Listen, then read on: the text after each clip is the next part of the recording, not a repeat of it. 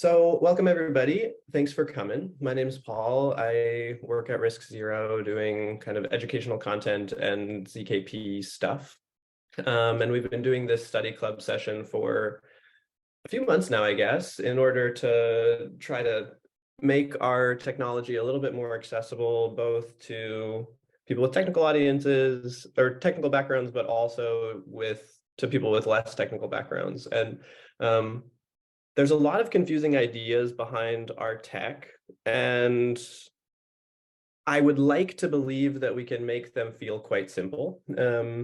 I've said a number of times that what we're really doing is just algebra 2 over finite fields. And if algebra 2 isn't so scary and finite fields aren't so scary, then hopefully the technology behind RISC Zero won't be so scary.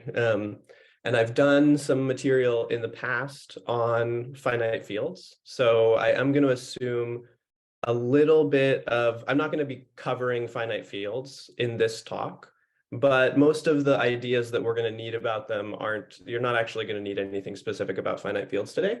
What we're going to be doing today is sort of connecting the dots with the algebra 2 pieces. So I'll say more about that as we move forward, but in a lot of ZK protocols, there is this moment where you have a couple of polynomials and you divide one polynomial by the other in order to accomplish a task. And I'll say more about the sort of mission today is to make sense of where are we doing these quotients? Where are we dividing polynomials by each other? And like, what's the like intuitive motivation for why that's a useful thing to do? So, oops, this table apparently slides. I have a few references up on the screen, and then they'll appear also at the end of the presentation. So don't worry about writing them down, but just to run through them briefly. Two of them are like RISC Zero specific links. One of them is the link to all the past study club sessions and the future ones that are planned. One of them is a like ZKP white paper that we released a couple of weeks ago. And then the other two are external references. The Deep Fry paper is extremely technical. I don't necessarily recommend it as an initial reference, but it is like the main reference for a lot of what I'll be discussing today. And then this KZG explained, the ZK whiteboard sessions are fantastic. So if you are looking for a place to dive in that is not our study club, the ZK hack whiteboard session, which is the last link on this page, is a really good choice of where to start. So before we get into the nitty gritty, I want to just invite, please do interrupt. Questions are super helpful and productive, both for me, for you, and for the rest of the group. And I want to just invite that you don't need to necessarily wait for permission to ask a question. Feel free to just unmute yourself and interrupt if, in particular, I don't see the chat window very easily when I'm in a full screen sharing. So if there is a question that appears in chat and I don't notice it, it would be helpful if somebody would surface it for me. So I already said a little bit about welcome and thanks for joining us and who I am and why we're here. I want to just give a really brief high-level overview of what we're talking about when we talk about RISC Zero's tech. I imagine this is familiar to the people that are showing up to this, but just at a very high level, what is RISC Zero doing? We're trying to introduce techniques for verifiable computation. So in the status quo, if you have some code that you want to delegate to some third party, you'll send it to Amazon. Amazon will do some computation. They'll send you the result. And you'll forward that result to a third party as needed for your application. And in this case, we have to just sort of rely on Amazon as a trusted agent to do the computation that we wanted. On the other hand, with RISC Zero, rather than sending the code to a third party, you execute the code in a VM, a zero-knowledge virtual machine. And rather than just providing the result of the computation, you also get a proof of that computation. So the pairing of the result of the computation and the associated proof we call a receipt. And then instead of just forwarding an untrusted result, you can forward this receipt to the third party, and the third party has the ability to verify that receipt. So questions at this point? Okay, cool. So this computation that you're running may also have some secret data involved. And in the status quo situation where you're just sending something to Amazon, you're trusting this trusted agent, you're trusting Amazon with this secret data. Whereas in the ZKVM context, you can actually just run the whole operation locally, in which case you don't actually need your trusted data to leave your machine. So because you can run the ZKVM locally, you get some privacy. And because a third party can verify the receipt, you get a scalability feature. So this is the 90-second overview of what RISC Zero is doing. And what we're doing with Study Club largely is unpacking the question of what do you mean by receipt? How do we really verify some computation as a third party? So let me dive into a kind of high-level overview now of what it takes to produce a receipt. And then we'll sort of zoom in on the part of that we're going to be focusing on today. So in order to produce a receipt, what we do is we execute some risc-v binary file in the ZKVM, and we record the execution trace. Meaning, so the virtual machine consists of a bunch of registers, and we record the values at each register at each clock cycle. So we get a big sort of, you could think of it as a big rectangle where each column represents one register of the machine, and each row represents one clock cycle of the execution. And then with each column, we encode those using Reed-Solomon encoding. And a few weeks ago, we did a session on Reed-Solomon encoding. So I'm not going to dive into that in detail right now. But the idea there basically is we take this column and we encode it as a polynomial. And this is the most opaque of the steps that I've written here. Then we do some stark math stuff to the trace blocks.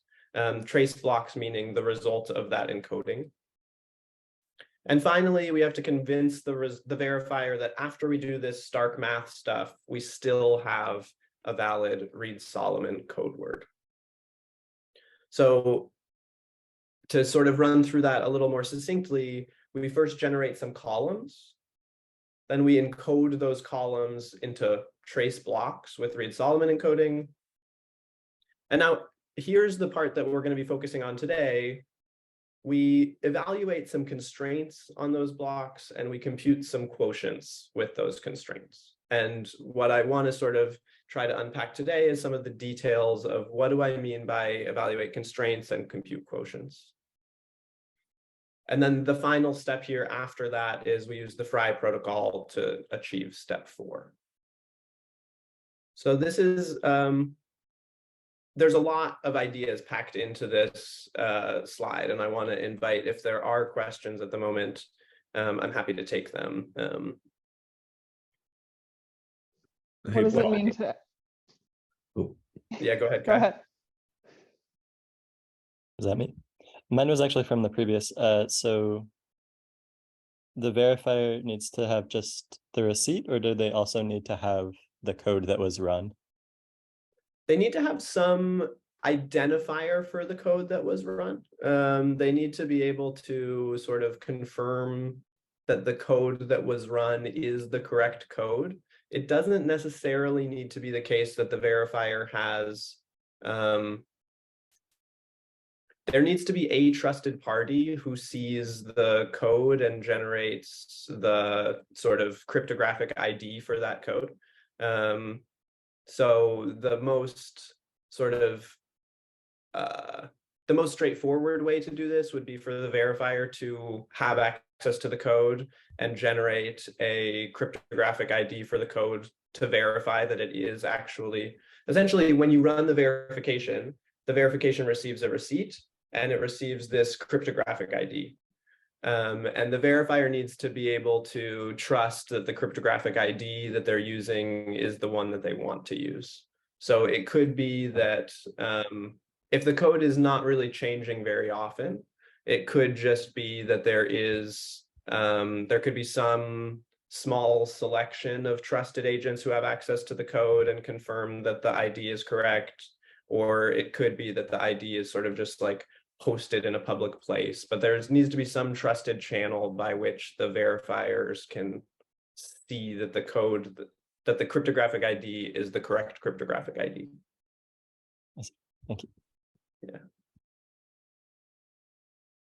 Loie, did you have a question too? Yeah. I just wanted to understand, like, I guess the players in each of these steps. So like when you say executing a binary file in the ZK-VM, is that the only step that's taking place like inside the VM? Or are the others also, would you say, like those are being executed in the ZK-VM as well? I would say that essentially everything here is happening within the ZK-VM. You can run the ZK-VM without generating a proof. So you could sort of like turn off the final steps where the proof generation happens. We refer to this as like insecure skip seal is the sort of prover feature in the Rust crates, where if you want to just for debugging or testing purposes, if you don't want to sort of spend all of the time generating the proof, you can run it without. But all of this is happening on the prover side. All of this is happening on the local side, or on the Bonsai side if you're using Bonsai. But good question. Anything else at the moment? And so I'll post the slides for this afterwards, and these underlined words are links to references to unpack some of those details. So it's not quite as opaque a collection of black boxes as it might appear at the moment. We have a question in the chat, and I can read it. Yeah. So it says, what is or are the most computationally intensive operations for proof generation? Yeah, good question. So there's this thing called a number theoretic transform, which is basically a FFT. It's the FFT equivalent for finite fields. And in producing a proof for a like risc-v execution, it is by far NTTs and inverse NTTs, I think, take up like over 90% of the computational time. We have sort of two types of proofs that we generate. One is a risc-v execution proof, and the other is a recursive proof in order to take a bunch of proofs and compress them into a single proof. So in the first type, the risc-v execution proof, it's almost all NTTs and INTTs. And in the second type, the recursive proof, it is mostly Merkle branch checking. So the recursive proofs rely a lot on hashing, and the original proofs, the risc-v proofs, depend on these NTTs and INTTs. Yeah, I guess in this diagram, but step 2, right, is where NTTs happen. Sorry, I couldn't hear that, Victor. What did you say? Oh, in this diagram, step 2 is where NTTs happen. In this diagram, yeah, step 2 is where NTTs happen. Yes.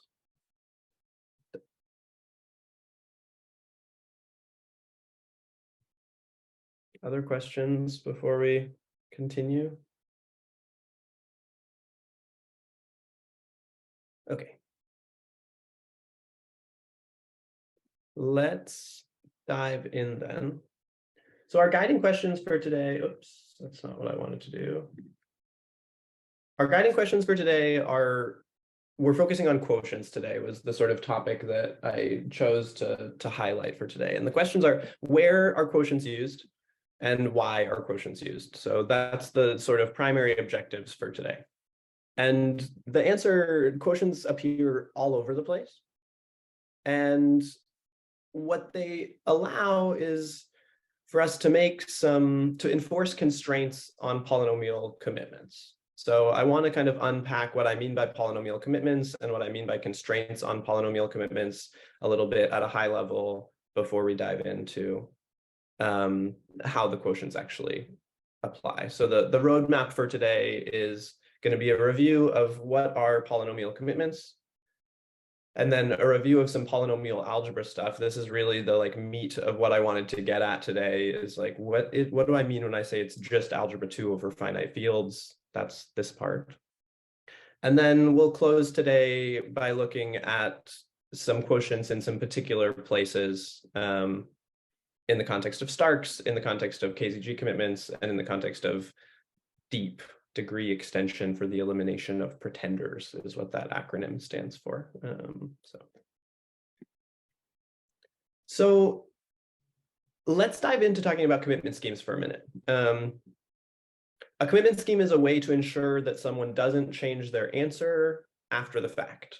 So my favorite example of a commitment scheme is if you're playing some sort of guessing game with, say, some children, and you say, I'm thinking of a number between 1 and 100, and they start guessing. They might not trust that you actually chose a number. And you might use a really simple commitment scheme of, I'm just going to write down my number on a piece of paper before we start.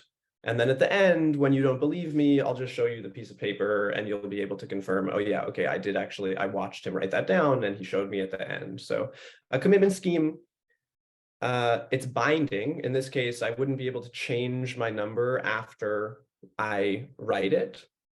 And it may or may not be hiding. I'm not going to sort of get into the details of what I mean exactly by hiding here. That's sort of, a commitment scheme may or may not be zero knowledge. So, and what you need for a commitment scheme is a way to commit, a way to reveal, and then a way to make sure that the thing that you revealed actually matched up with the thing that you committed. So in the most simple example I gave just a second ago, you commit by writing something down, you reveal by unfolding it, and then the child in the room can just look at the number and can say, oh yeah, that is actually, so there's nothing necessary in order to check in this case. We use a sort of Merkle-based commitment scheme. So in this case, what we do for the commitment is we send a Merkle root. And the reveal is to show the contents of a Merkle leaf. And then the proof of the reveal, the sort of check, happens by showing the Merkle branch that connects the leaf to the root. Questions about these ideas? So I can take whatever contents I want to commit to, put those contents in the leaves of a Merkle tree, and now I have a way to commit to a whole bunch of data with just a very small commitment. So in the context of a polynomial commitment scheme, what we're doing is we're committing evaluations of polynomials. So we use a Merkle-based polynomial commitment scheme, and we sort of pre-agree the leaf contents are going to be, we're going to put like f of 0, f of 1, f of 2, f of 3, f of 4 in the leaf contents. And then we'll Merkle hash that to a single Merkle root, and we'll send that along. And then at some point later on, the verifier is going to say, oh, I'm interested in f of 7. And we can reveal the leaf associated with f of 7, and we can provide a Merkle branch to connect the Merkle root to that Merkle leaf. Cool? A little fuzzy? Yeah, go ahead, Kai. Questions are good. So you would do this without revealing the other leaves' contents by showing the hash of the other leaves, and then do that all the way up to the root? Is that how it works? So in the initial commitment, all I send is the top of the tree. And then when I want to reveal f of 7, I need to reveal sort of the neighbors up the tree. So I would reveal f of 7 itself. I would say I claim that f of 7 is 23. And then in order to convince you that that actually matches with the Merkle root that I sent earlier, I would provide a branch. And that branch doesn't need to include any other evaluations. It just needs to include a bunch of hashes that connect the bottom to the top. Fuzzy still? No, like each of the leaf's values, if you could brute force it such that you could find the hashes, maybe that matters, but in general it doesn't. So yeah, and this sort of gets into the like details of whether the commitment is hiding or not. We're not actually concerned about, how do I want to put this?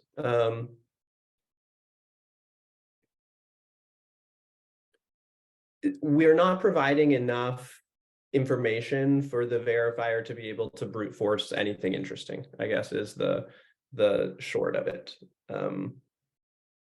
The scheme that I just described is in some sense not hiding because of the brute force thing that you're getting at here.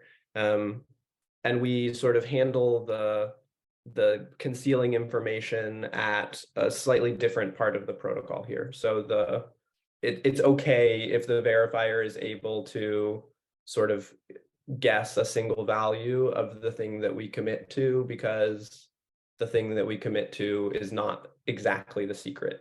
There's, I think I'll have to do a separate study club to make that a little bit less hand wavy. thank you. Yeah.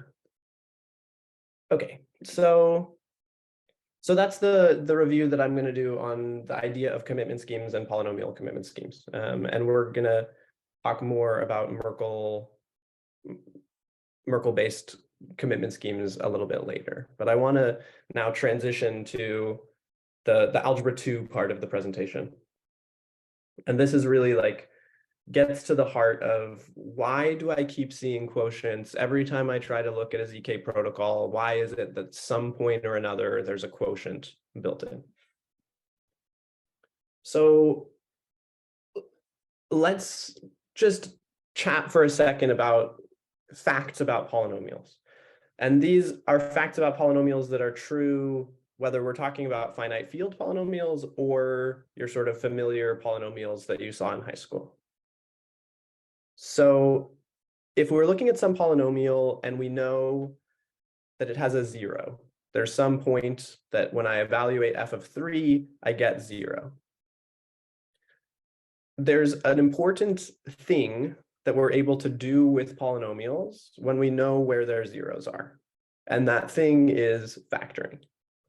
So this is sort of the key result, that if you understand finite fields and you understand this fact, a lot of the sort of opaqueness of ZK protocols starts to feel a lot more clear. So let me make this a little bit more concrete with an example here. So here is a polynomial that if you plug in 3, you get 27 minus 15 minus 12, you do get 0. And I can factor this polynomial like this. I'll sort of not go through the FOIL to confirm that this is actually a valid factoring here, but you can check the details yourself. If you multiply this polynomial out, you'll get exactly x cubed minus 5x minus 12. So what that means is that I can divide both sides by x minus 3, and I don't get like the quotient on the right-hand side cancels out. I get a lower degree polynomial on the right-hand side than the one that I started with. And this will happen precisely when the polynomial sort of evaluates to 0 at the point in question. So this is, I should pause, I guess. Any questions, confusion about this?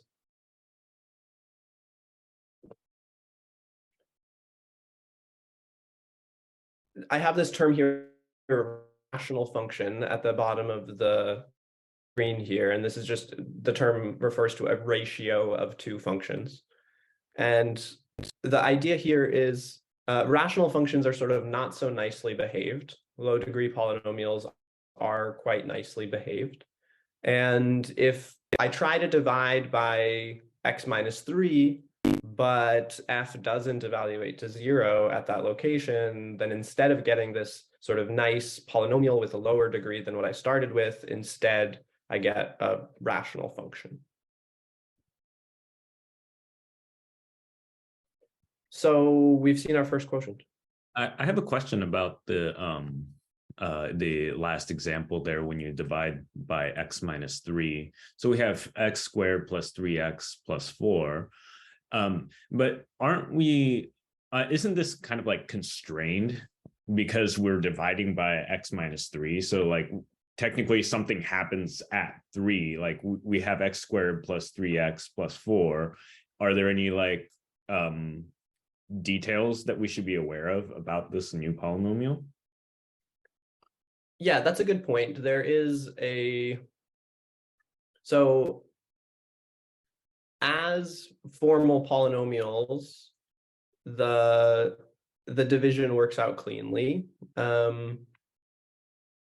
We should be careful about using an equal sign here precisely if we're talking specifically about the value where x equals 3. And for the sake of kind of trying to present this in a way that is intuitive and accessible, I'm gonna like reasonably frequently be somewhat hand wavy about some of those. Like if we were going to write formal proofs, we have to be more careful than I'm doing in these slides.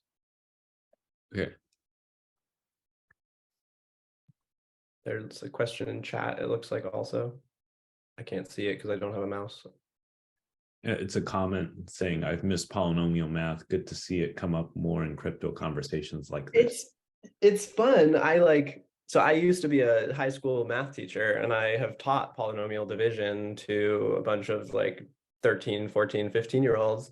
And the question inevitably is like, why would I ever care about polynomial division? And until this job, I had no good answer for that question. The answer was like, oh, it's just on the test. But I'm shocked that at this point I have a job where largely what I do is think about polynomial division. So it's by far the most applications I've seen for polynomial division in my life. Okay, let's look at a slightly more complicated example that's almost exactly the same. Here, instead of f evaluating to 0, I want to ask, what about if f evaluates to 5 at this specific point? So I've contrived an example here. It's very similar to the last example. I just sort of altered one of the terms in order to, but you can confirm that if you plug in 3 here, you get 27 minus 15 minus 7, which will be 5. And we get a nice clean quotient out of this as well. In particular, if I subtract 5 from both sides, then I can factor it just as I did before.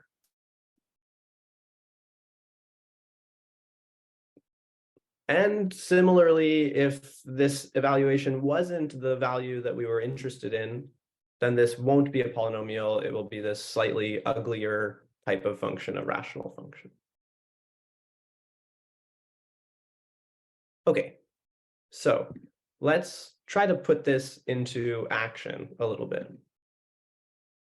Let's say that I've made a commitment to some polynomial f. And I'm interested in convincing someone that this polynomial has zeros in these particular places. So f of 1 equals 0, f of 2 equals 0, f of 3 equals 0, and f of 4 equals 0. I could just reveal the associated leaves. I could, if it's a Merkle-based commitment, I could just say, okay, yeah, I'll just show you the leaf for f of 1 and the leaf for f of 2, or the leaf for f of 3. Well, and I should say. But I can do this sort of clever thing instead. These constraints will hold if and only if this quotient kind of works out cleanly. Meaning if and only if I can factor out those exact terms from the numerator and have them cancel. So this is really the crux of the presentation today, is I can enforce constraints by constructing a quotient where the denominator sort of specifies where I'm interested in enforcing these constraints.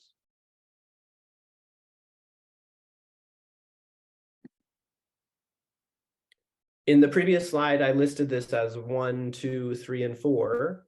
On this slide, I've just made a slight change.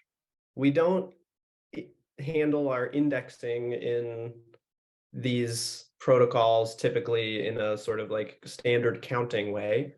Instead, we choose some omega, some root of unity in a finite field, and we look at powers of that root of unity as our indexing set. So this is, if those words are unclear, we have study club videos for that, where we unpack the idea of finite fields and generators in this context. But this is the exact same sort of assertion as before. We've just changed how we've identified the points that we're interested in. So I think we're now ready to see sort of a very brief presentation of what happens in a Stark protocol. The prover generates some execution trace. And inside this step, we're also doing the Reed-Solomon expansion. But the prover makes a commitment to some polynomials f that sort of encode, here's the execution trace for my computation. And there's some constraints that describe like, well, what does it mean for that trace to be valid? This execution trace is valid, meaning it follows the rules of the instruction set architecture and sort of is specified to the binary file. If these constraints, which I'm not going to list all of the constraints, there's something like 1,000 to somewhere between 1,000 and 10,000 constraints in our system, I guess. But the idea is that the constraints should evaluate to 0 at each of the relevant points. And so the prover can justify the assertion that the trace satisfies the constraints by showing that this quotient is a low-degree polynomial.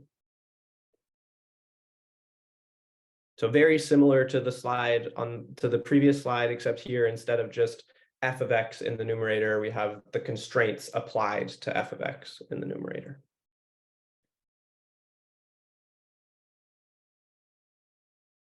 So I will echo a comment that Victor made a couple of weeks ago in his presentation about multiplication methods.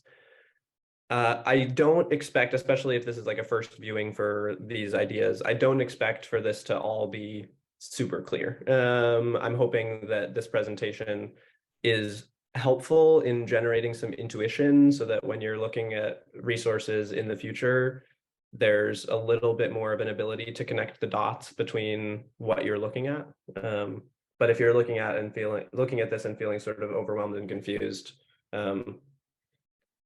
it's overwhelming and confusing the first handful of times you encounter it. So don't stress about that. Okay. Those arrows aren't supposed to be there. So we just saw Starks in a nutshell. And we're at this point like reasonably far through our roadmap. We've done the review of polynomial commitments, we've done the review of polynomial algebra, and I'm starting to sort of show you some quotients in context. And I said that I was going to show you quotients in the context of Starks, quotients in the context of deep, and quotients in the context of KZG. So this was the quotients in the context of Starks. I want to dive into this degree extension for the elimination of pretenders idea. So let's imagine that we've committed to some polynomial, and we would like to convince someone that this polynomial evaluates to 2 at the value of 5. So f of 5 equals 2. The basic option here would be, if there's a leaf for f of 5, just show the leaf in the Merkle tree that's associated with f of 5 and show the branch that's associated with that leaf, and we're done. But there is this sort of clever alternative option called deep. And the premise here is, instead of just providing an opening proof, instead of just providing the Merkle branch, we can construct a second polynomial. And this is exactly the sort of quotienting technique that I showed you earlier. It's referred to as quotienting in the Deep Fry paper. So the -2 and -5 is exactly the idea from earlier. And the key idea here is that if f of 5 does not actually equal 2, then the result of this quotient will not actually be a polynomial. So rather than providing a Merkle branch to justify this assertion, the prover can, if the prover can convince the verifier that the original thing and the result are both polynomials, then they can make a convincing argument about the value f of 5 without providing a Merkle branch. Why should I care? The point is that this works for values that aren't in the original Merkle tree. So if the prover constructs a Merkle tree with, say, all the evaluations from f of 1 up to f of a million, but then wants to make a proof about f of 10 billion, the option 1 here doesn't work. Option 1 is limited to the number of leaves in your commitment is, that's all you can make proofs about. So this deep technique allows you to make arguments about the polynomial that are not associated with the domain of the Merkle tree. And this is valuable because we're making these sort of probabilistic queries in these protocols, and the denominator of those probabilistic queries can be a lot bigger if we use this deep technique. So in particular, if we limit ourselves to the original Merkle tree, then we only have a denominator the size of the original Merkle tree. Whereas if we don't, then we have a denominator that can be the size of the whole field, or an extension of that field even. And the disadvantage is that you have to do an extra round of interaction. The prover has to actually construct another polynomial, and we have to make a commitment to that second polynomial. And instead of just having to do a Fry proof about the first polynomial, now we have to do a Fry proof about both of these polynomials. So this deep technique appears in a couple of places in the literature. The Deep Fry paper is when it was first sort of announced, discovered, released. I don't know, one of these words for what happens when people release cryptographic ideas. And there's the protocol called Deep Ali and a protocol called Deep Fry. And each of these is a way there's an Ali protocol and a Deep Ali protocol, and there's a Fry protocol, and there's a Deep Fry protocol. And in each case, switching to the deep version costs an extra round of interaction, and gives you the ability to query outside the original commitment domain. So in practice, we use deep Ali, but not deep Fry, because the proximity gaps paper shows that deep Fry doesn't actually provide any advantage over the original Fry. So that's deep in a nutshell. This idea is very subtle. And again, I'll echo that comment before of, if this feels confusing, treat it as a like first exposure that will become clearer and clearer as you encounter the idea more times. Questions at this point?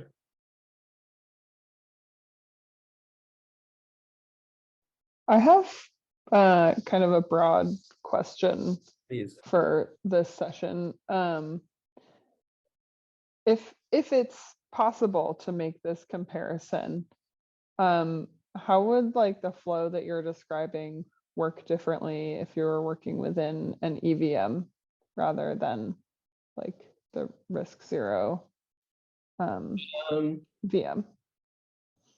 The EVM versus ZK VM is going to be, I think, completely immaterial here. The question of EVM versus ZKVM is a question of like, how many columns are you using and what are those columns representing? But you can do a Stark that uses deep Ali and or deep Fry in an EVM context or a VM context. So I guess the Plonky 2 approach to ZK EVMs uses roughly this, I mean, almost exactly this approach, whereas the Polygon, Hermes, and Scroll approaches to ZK EVM don't use this approach, but it's possible to use this approach or not use this approach in either a ZK EVM context or a ZK VM context. Cool, got it. Any other questions for now?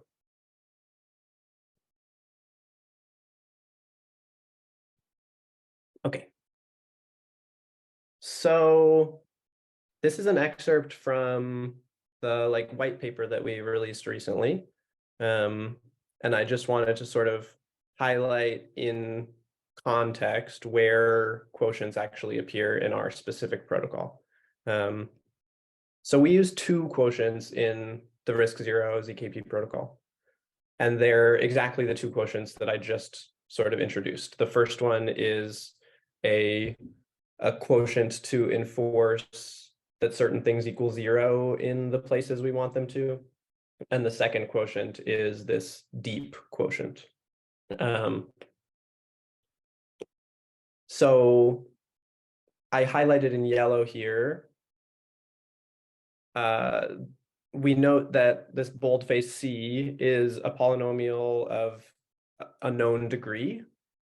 And then on this, the second line of the yellow here, it says C at some specific points equals 0. And that is exactly the analogous to the slide a few slides ago where I said, well, what if f of omega to the 0 equals 0 and f of omega to the 1 equals 0 and f of omega to the 2 equals 0? And it says we divide the result here by a zeros block, which is exactly that x minus omega to the 0 times x minus omega to the 1 times x minus omega to the 2. So this is the vanishing polynomial over that domain. So some technical language here. I'm not going to get too caught up here. You can certainly take a look at the paper, and if you have questions at the moment, I'm happy to take them, but I want to just sort of give a nod to the formal technical stuff rather than getting too wrapped up in it. And the second place that we use quotients is this deep technique. and I'm gonna not try to unpack the technical language on this slide, but I will sort of point out the denominator in this quotient hopefully looks somewhat familiar if you replace those x sub 1 through x sub n with the points that we're interested in making assertions about. This is the technique that we just looked at.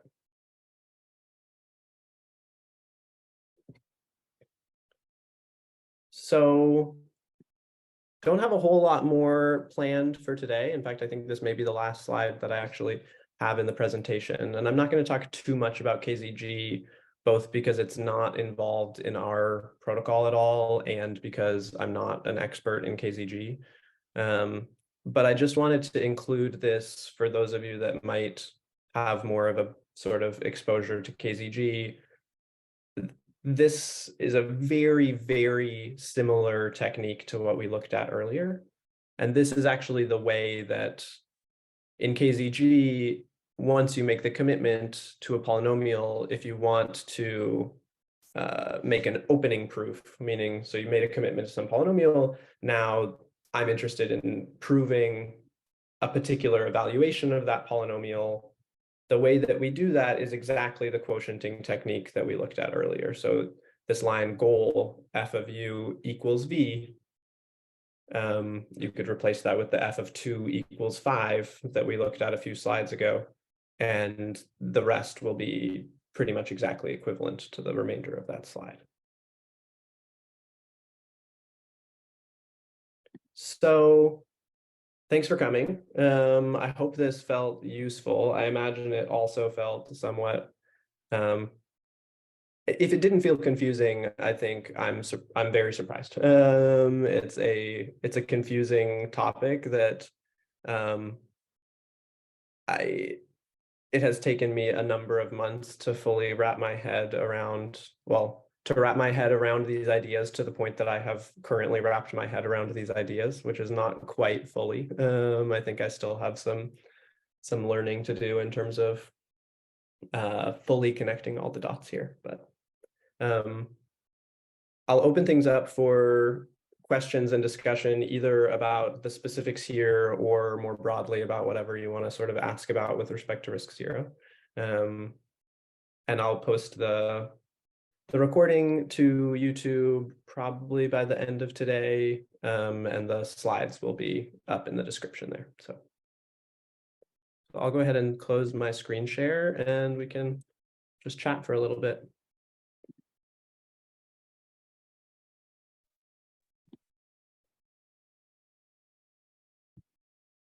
Yeah, I have one question where basically earlier we were basically saying that, you know, rational functions are kind of not polynomials, although and I guess the question I have is basically like, to what extent, I guess there is probably especially over finite, at least over finite domains, or I guess first of all over infinite domains, I guess is that more true?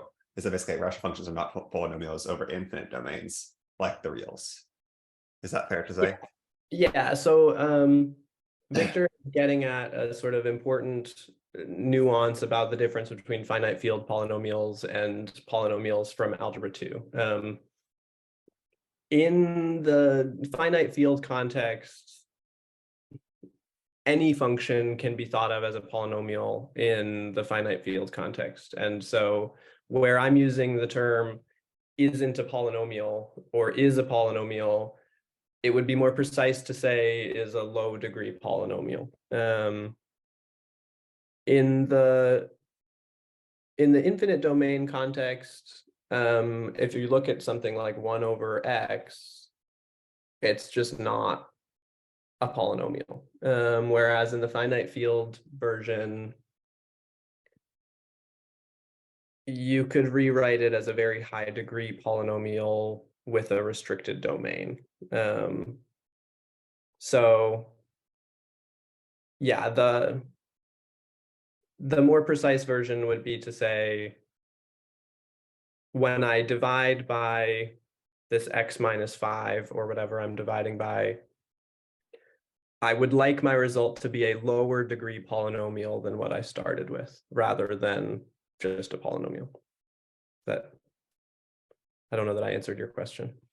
Yeah, well, I also had a follow up with that. Is like, what I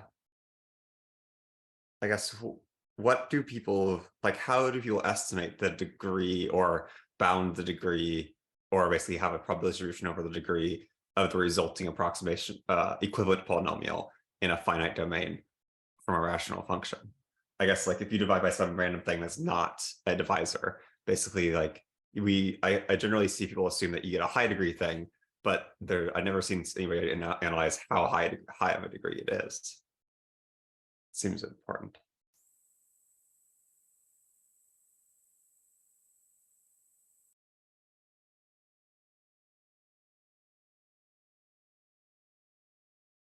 You're muted. I'm muted, thank you.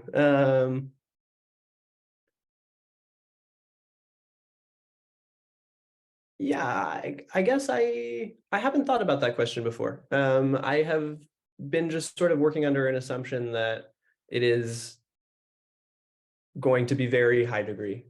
Very high degree meaning almost as high degree as the field that you're working over. But now that you mention it, I think that I have just been sort of working under that assumption and don't have a strong grounding in it.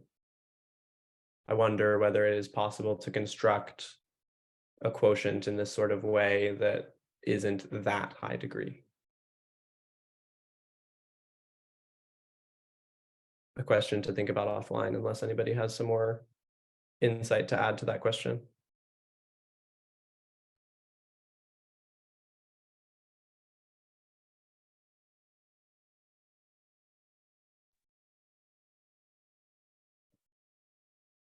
Other things on people's minds? Yeah. Go ahead. Go ahead, Steve. I think mine might be less related to the mathematics, although as I said, like I'm actually very pumped about it. I'm a dev, but I just don't hear about the math side too much. But anyways, yeah, so I was fortunate enough to meet some of the RISC Zero team in East Denver, and like Kay, as well as Ramit, I can't remember the name right now offhand. But anyways, and I was just curious about, like, am I understanding it correctly? I'm looking at using like Rollkit. I don't know if you've heard of it with Celestia. So basically they can create SDKs with different like basically blockchain software, like components, such that people can like create new roll-ups on top of different settlement layers or what have you, or vice versa, data availability layers.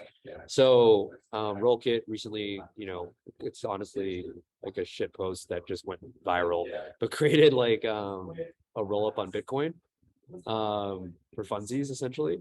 And I wanted to just kind of get my hands dirty with RISC Zero and kind of see if I could create like a RISC Zero SDK. So I guess I'm picturing with like the ZKVM, RISC Zero package, everything. And then have it instead of, because I know that I thought I read somewhere that you guys are looking at like settling on top of like on Tendermint, like with Cosmos chains as well as like the EVM. But I was curious if I could do it with Rollkit and make an SDK that settles on top of Celestia. So I don't know if I guess I'm just kind of like throwing it out there to say, like, am I crazy? Am I understanding RISC Zero and what it offers? Like, to me, it's like the execution layer that you could have then plug into any settlement layer, but I don't know if that's true or not. Did that make sense? Yeah, that roughly made sense. I don't know that I'm the best equipped to answer that question. Maybe there's somebody else on the call who feels like they can comment on that. Yeah, sure. I mean, that definitely is not crazy. Yeah, RISC Zero is definitely, you know, an execution environment. It's a provable execution environment, and so basically you don't you get all the ZK roll properties with some work, and so basically it's definitely a very suitable execution environment for use in this kind of context. That's definitely not a crazy idea at all. Nice. Yeah, like I said, I know I've talked to Kay in person a number of times, and someone else there, but if there's other people I can chat with from the RISC Zero team, that'd be great. Just because like I know everyone's busy. I'm just trying to get into the community and build. So I'm a smart contract dev, but I just want to get my feet like wet or whatever with this. Yeah, a lot of us are devs and interested in math. So you're not a dev but interested in math. I think you're a dev and. Steve, are you involved on the Discord at all yet? I joined. Honestly, Discord and Telegram is like overwhelming, but yeah, I'm in there. Cool. Yeah, I would. The Discord Q&A stuff is pretty active, and we're reasonably quick to respond. So if you want to like articulate your roadblocks as you're diving into that in Discord, questions would probably be the easiest way to connect. Although I think that if you want to, Kay, I think would be happy to schedule a call with you if that's something that would be useful for you as well. So For sure. Yeah, I'm chatting with like people from Rollkit and Celestia too, as I kind of like do it. My plan was to go through the tutorials. So cool. All right, thanks everyone. Sorry, I don't want to monopolize time. No, thanks, Steve. I think Eric also had a question. Yeah.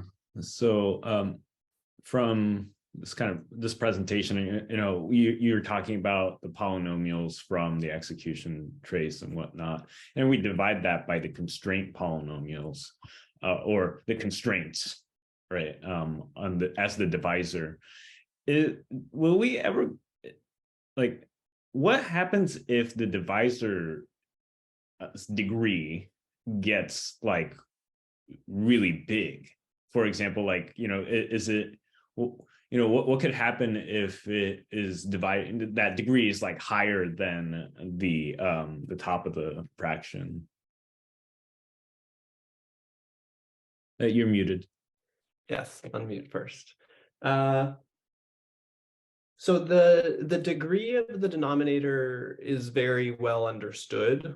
It's not a sort of like the highest. Let me first clarify. We're not dividing by the constraints so much as dividing by where we want the constraints to be satisfied.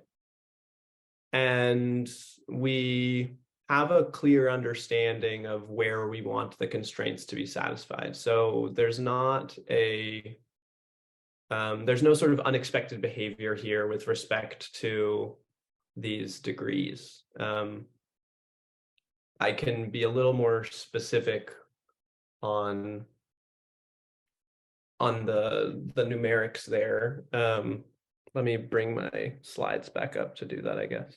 And if people need to run, feel free to run, but I'm still available for a little bit, so I'll stay on to answer questions as they appear. So let me go to this slide here. So in the numerator here, we have this polynomial f of x, which the degree of that polynomial is going to be the same as the length of the execution trace. Mm-hmm. And then we compose that with the constraints. And the maximum degree constraint that we deal with is degree 5, which makes the numerator here have a degree that's going to be 5 times the length of the trace. So the numerator here is 5 times the length of the trace, or the degree of the numerator is 5 times the length of the trace. And the degree of the denominator is exactly the length of the trace. And so this quotient here should have a degree 4 times the length of the trace. And that's sort of fixed in our system. Yeah. Does that answer your question? I think so. So I'm just thinking about like circuit development. So when we're writing our circuit definitions, we have all these like EQZs, which represent the polynomial.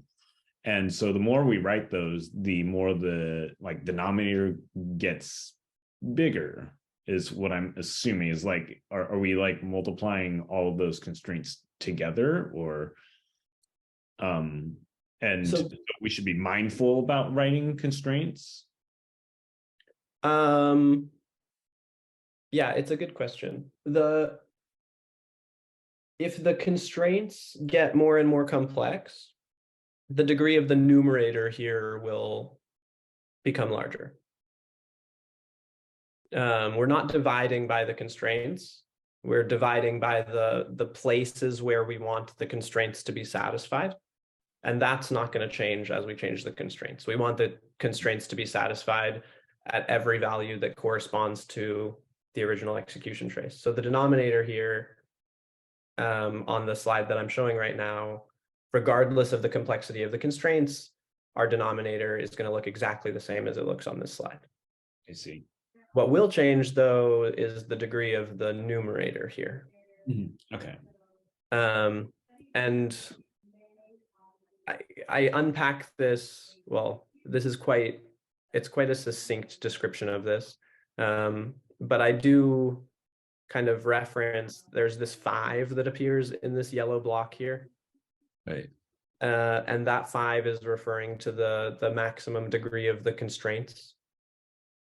And the curly d of omega here, the side, that's the length of the execution trace.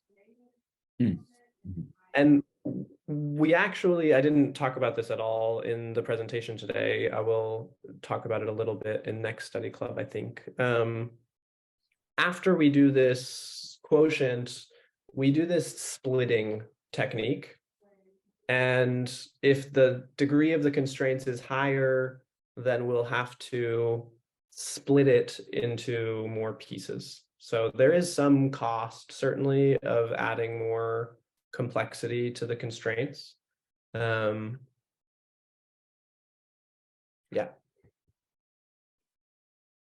And one thing, if I understand correctly as well, like each time because we're using AIR, which is a type of constraint system, each time you add a constraint, it creates a new polynomial. Is that correct?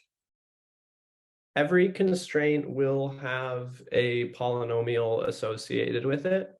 But those get condensed into a single polynomial before we do the quotient. So right. There is a cost to some degree in terms of both the number of constraints adds a little bit of cost in terms of actually generating those columns, and the degree of those constraints adds a little bit of cost in terms of the complexity of the split operation that follows. Right. And especially earlier when Eric, when you were asking about like the EQZ, like adding EQZs, which basically is within our circuit language, that's EQZ is how we create and add a new constraint. Then basically each EQZ adds a new constraint. It does, but basically the constraint within each EQZ has a max degree, which in our case is 5. Okay. Right.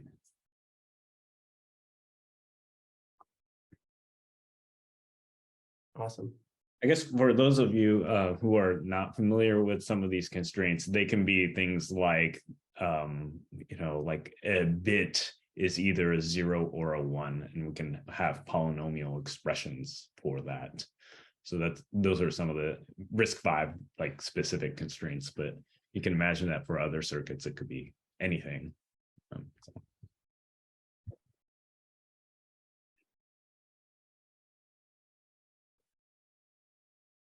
Thanks for the questions. Anyone else have anything on their mind that they want to chat about while we have a group here?